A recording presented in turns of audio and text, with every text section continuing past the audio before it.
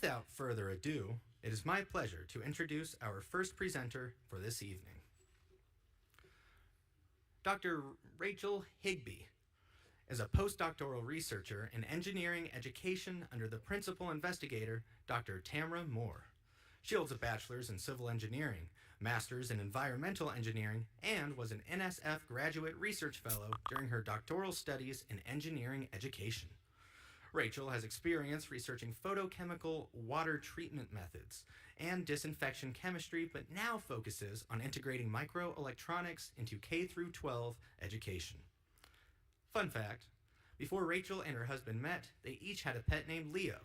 So now they have two Leos at home, Dog Leo and Cat Leo. The title of her 3-minute thesis presentation is More Than Molecules, Teaching Environmental Justice in Science Classrooms.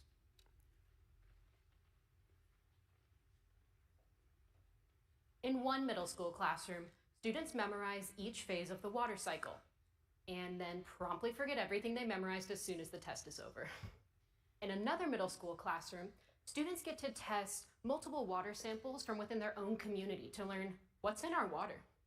How does the composition of water change throughout each phase of the water cycle? And why do some communities or neighborhoods have safer water than others? Both of these are science classrooms, but only one prepares our students for the complex socio-technical challenges that our society faces. This is important because the people that are most likely to suffer from environmental toxins are those with low income. But environmental justice. Environmental justice is the concept that every single person deserves the right to a safe and healthy environment, no matter your income or background. Environmental justice then asks two simple but urgent questions. Who bears the burden of environmental harm, and who has the power to change that? My research followed 3 8th grade science teachers as they implemented environmental justice curriculum in their classrooms. I explored how the teachers' personal beliefs about the environment, state science standards, and teaching impacted what actually happened during instruction. What I learned is that it doesn't simply come down to whether or not you include environmental justice, but why and how they include it. All of these teachers introduce the topic in very different ways. Across all 3 cases, the teachers' personal beliefs played a really central role in how the content was actually discussed. When teachers viewed scientific evidence as connected to social responsibility, they created a balance space for students to examine inequity, power dynamics, and community impact. Environmental justice became this topic that students could really grapple with.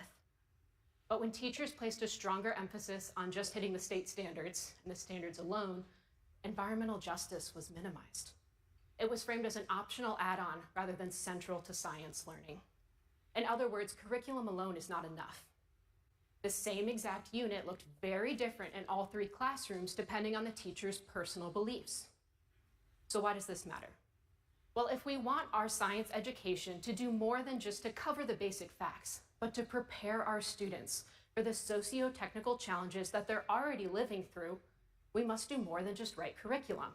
We must support our teachers in their preparation and professional learning so that they have both the capacity and the conviction to teach science as a tool for understanding and addressing the world in which we live.